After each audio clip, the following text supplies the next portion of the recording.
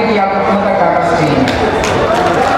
कल्पना जी ने कमान संभाली है और झांसी की रानी बनके कसम खा के जानी है आज 14 की 14 सीट इस बार इंडिया गठबंधन को जेल में गुंडागर्दी है मोदी की।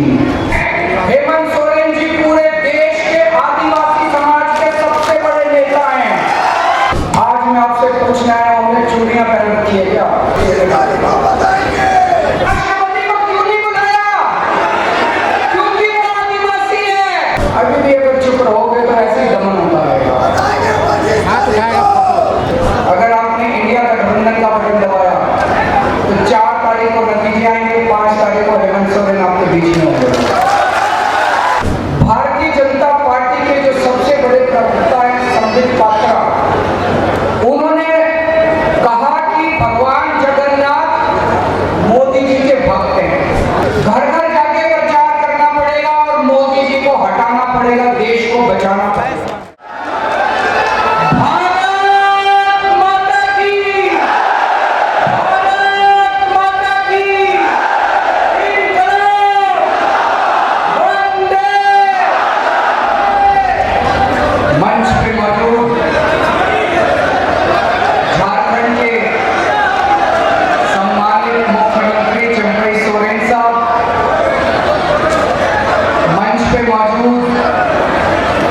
पूर्व मुख्यमंत्री और मेरे भाई हेमंत सोरेन जी की धर्मपत्नी कल्पना सोरेन जी,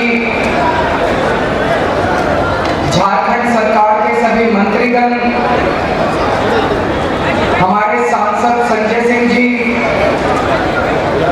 यहाँ पे आए हुए सभी विधायकगण, इंडिया गठबंधन के सभी पदाधिकारी और यहाँ इतनी भारी संख्या में आए हुए मेरे सारे प्यारे बहनों, भाइयों, माताओं, बुजुर्गों, बच्चों, मेरा जोहार, नमस्कार, प्रणाम, सबको बहुत बहुत इतनी संख्या में आए, बहुत बहुत शुक्रिया आप सब लोगों का। आज मैं यहाँ पे अपने भाई हेमंत सोरेन जी के समर्थन में आया हूँ, लेकिन उसके पहले एक बात कहना चाहता हूँ। लगभग आज से 35 साल पहले मैं जमशेदपुर में नौकरी किया करता था टाटा स्टील में।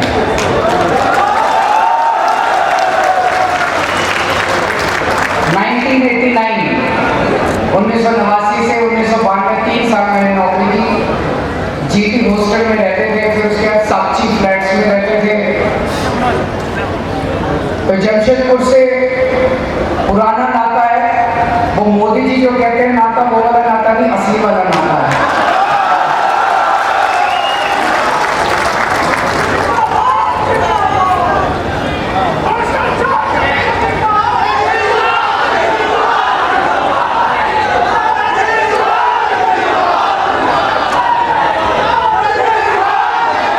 मैं जेल से सीधा आप लोगों के बीच में आ रहा हूं।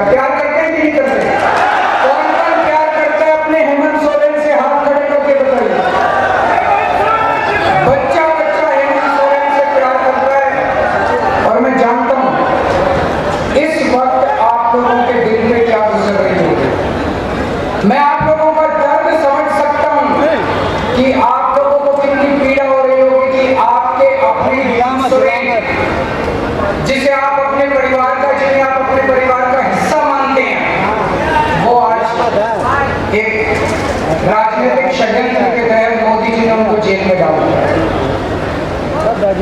मैं उन्हें अपना भाई मानता हूँ, कल्पना जी मेरी भाभी हैं, और मैं देख रहा हूँ किस तरह से कल्पना जी ने कमान संभाली है और झांसी की रानी बनके ये यहाँ से झारखंड से मोदी जी को चुनौती दे रही है। मैंने बाहर आके सोशल मीडिया पे इनके कई भाषण सुने और मुझे ये लगा कि जिस मंशा से मोदी जी ने मेरे को और हेमंत सोरेन जी को जेल में डाला था, मोदी जी ने ये सोचा था केजरीवाल को जेल में डाल दूंगा, आम आदमी पार्टी बिखर जाएगी, फिर मैं इनके एमएलए खरीद लूंगा, फिर इनकी पार्टी को तोड़ दूंगा, इनकी दिल्ली में सरकार गिर जाएगी, इनकी पंजाब में सरकार गिर जाएगी। उसी तरह उन्होंने सोचा था कि मैं हेमंत सोरेन को गिरफ्तार कर लूंगा, इनके एमएलए खरीद लूंगा, झारखंड मुक्ति मोर्चा तोड़ दूंगा, इनकी सरकार। उल्टा हुआ भाई साहब, पूरा उल्टा हुआ। जो आदमी गलत काम करता है, अल्टीमेटली एक ताकत है जिसे हम भगवान कहते हैं। भगवान देख रहा दिल्ली के अंदर पार्टी के बिखरने की बजाय आम आदमी पार्टी एक परिवार की तरह एक साथ इतनी एकजुट हो गई। हमारे सारे एमएलए, सारे सांसद, सारे काउंसलर, जितने पार्टी के पदाधिकारी थे, सब एकजुट हो गए और डबल मेहनत के साथ मोदी जी को हराने में काम करने की जरूरत है। हमारी दिल्ली की सरकार नहीं की, हमारी पंजाब की सरकार नहीं की। उसी तरह से मैं अभी देख रहा था झारखंड मुक्ति मोर्चा, उन्होंने सोचा था झारखंड मुक्ति मोर्चा को तोड़ देंगे, उल्टा हुआ। पूरे झारखंड के अंदर ऐसी ऊर्जा आई है, ऐसी ऊर्जा आई है मोदी जी को हराने के लिए कि पिछली बार तो 1 या 2 सीट आई थी, इस बार आपको कितनी सीट दोगे? कितनी सीट दोगे? कसम खा के जानिए आज 14 की 14 सीट इस बार इंडिया गठबंधन को आनी चाहिए।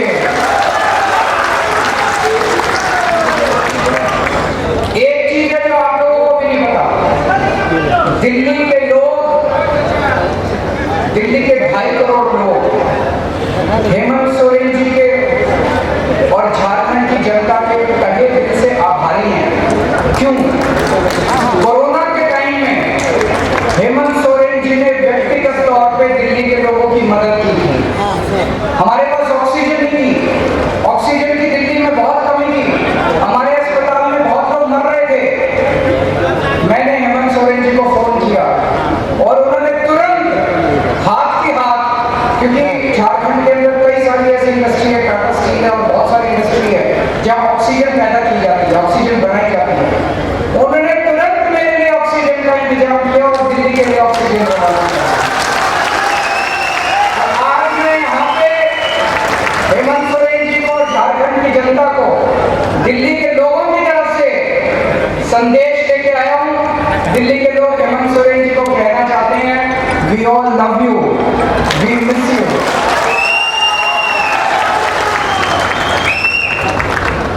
उन्होंने हेमंत सोरेन जी को जेल में क्यों डाला? जेल में आदमी क्यों जाता है?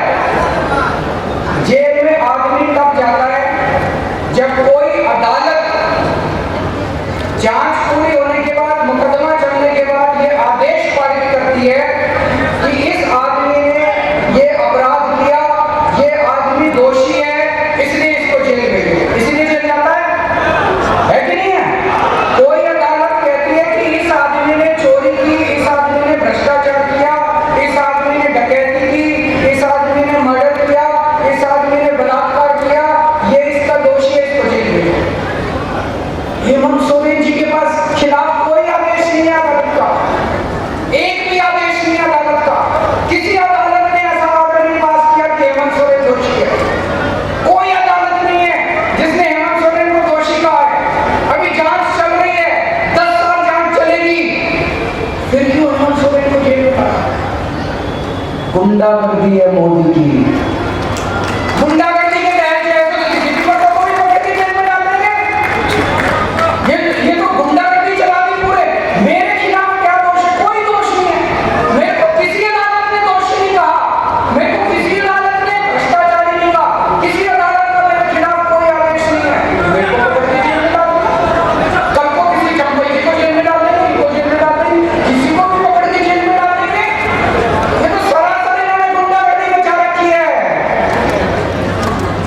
मोदी जी आदिवासी समाज से नफरत करते हैं। हेमंत सोरेन जी केवल झारखंड के नेता नहीं है, हेमंत सोरेन जी पूरे देश के आदिवासी समाज के सबसे बड़े नेता हैं।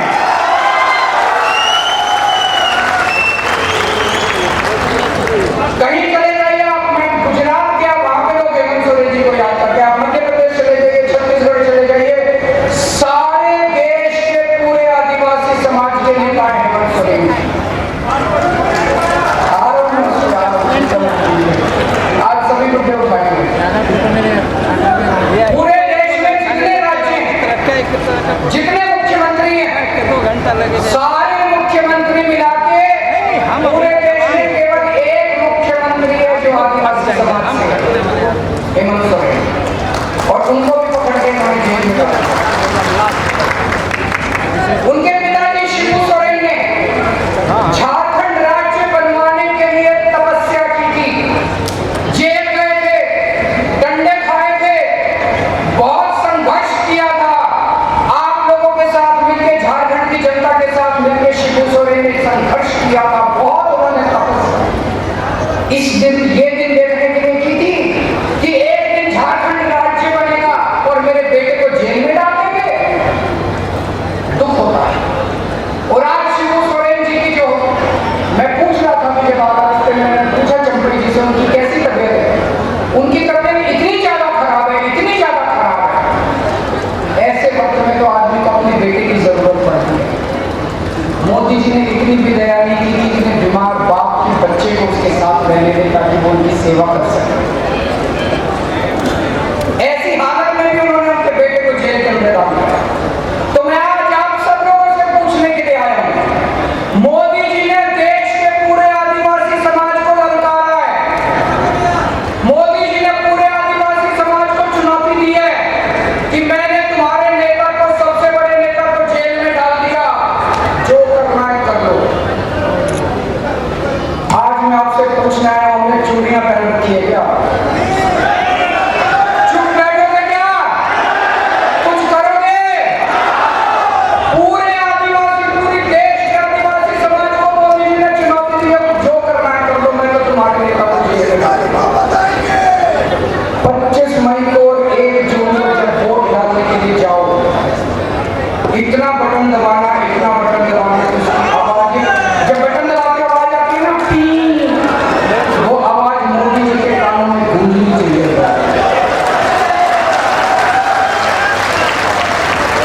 अभी जैसे भाई ने बात उठाई, राम मंदिर बना, राम मंदिर का उद्घाटन हुआ, पूरे देश ने जश्न मनाया, हमें भी बड़ी खुशी है। हमारे भगवान श्री रामचंद्र जी का मंदिर बना, हमारे इष्ट देवता का मंदिर बना, लेकिन उस मंदिर का उद्घाटन किसे करना चाहिए था? राष्ट्रपति, प्रधानमंत्री को भी होना चाहिए था, हम इसकी वो नहीं करते, लेकिन उसका उद्घाटन राष्ट्रपति को करना चाहिए था कि नहीं करना चाहिए था? राष्ट्रपति को क्यों नहीं बुलाया? राष्ट्रपति को क्यों नहीं बुलाया? क्योंकि वो आदिवासी है, क्योंकि वो आदिवासी है, इसलिए नहीं बुलाया राष्ट्रपति को। आपका इतना अपमान करते हैं मोदी जी, आपको राम मंदिर में नहीं बुलाते, आपके नेता को जेल में डाल देते हैं। अभी भी अगर चुप रहोगे तो ऐसे ही दमन होता रहेगा। 25 मई, 25 मई, 25 मई, इस बार अगर एक भी सीट झारखंड से आई, अगर मोदी जी की एक भी सीट झारखंड से आई, तो ये दमन और बढ़ेगा। मोदी जी सिर्फ आपसे डरते हैं, और हेमंत सोरेन जी, वो जेल में रहेंगे कि बाहर आएंगे, ये आपके ऊपर निर्भर करेगा। अगर आप लोगों ने कमल का बटन दबाया तो हेमंत सोरेन को जेल में रहना पड़ेगा। अगर आपने इंडिया गठबंधन का बटन दबाया तो 4 तारीख को नतीजा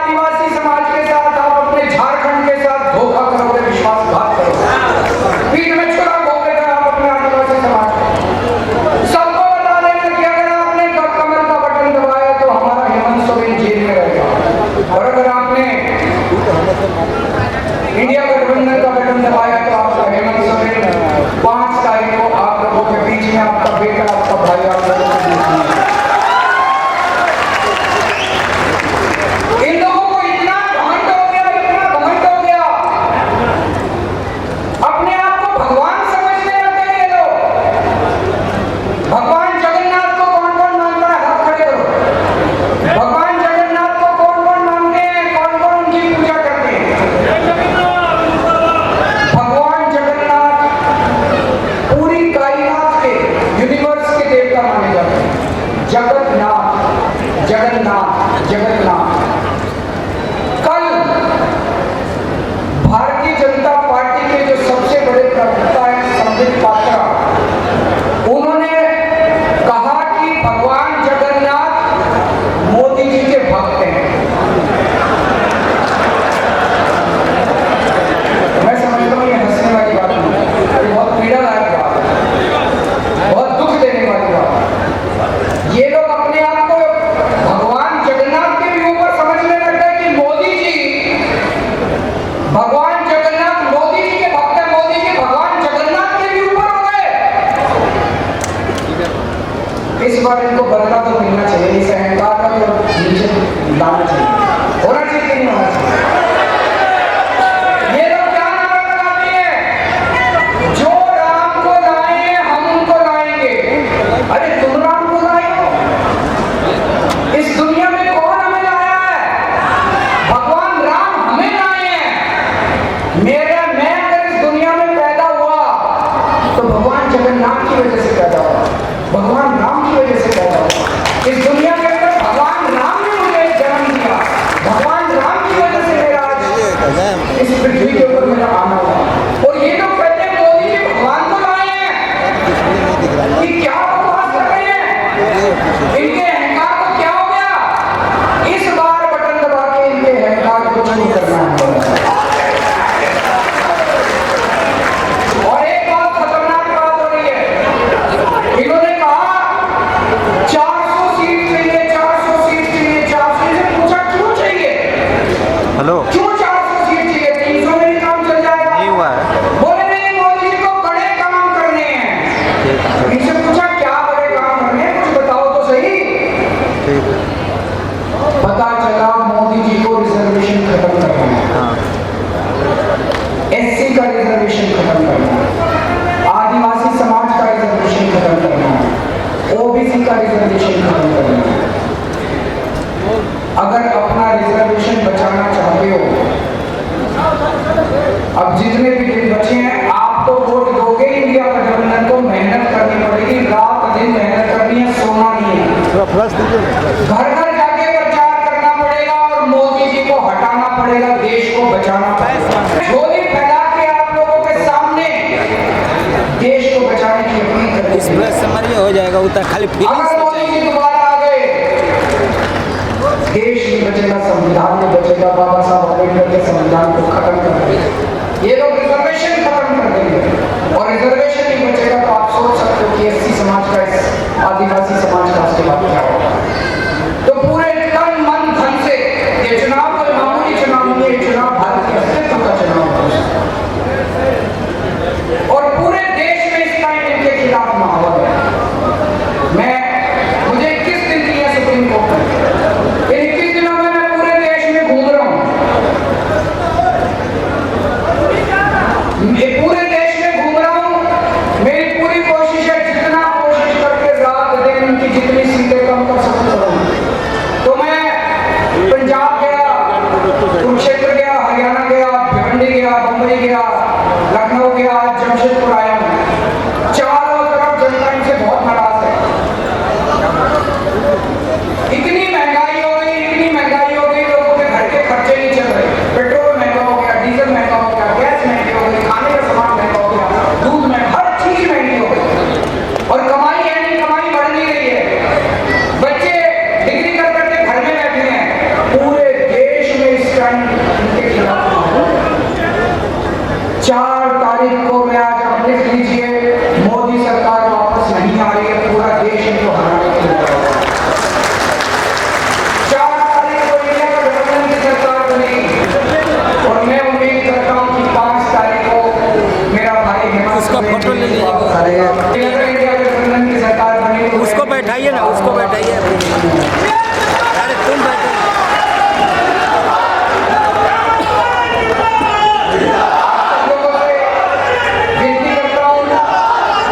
यहाँ के जो कैंडिडेट है मोहंती जी, उनको भारी बहुमत से आपकी कमान का बटन दबा के जिताइएगा।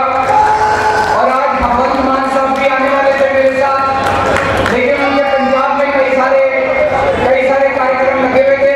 उन्होंने आपके लिए शुभ संदेश भेजा है पंजाब से, लेकिन 4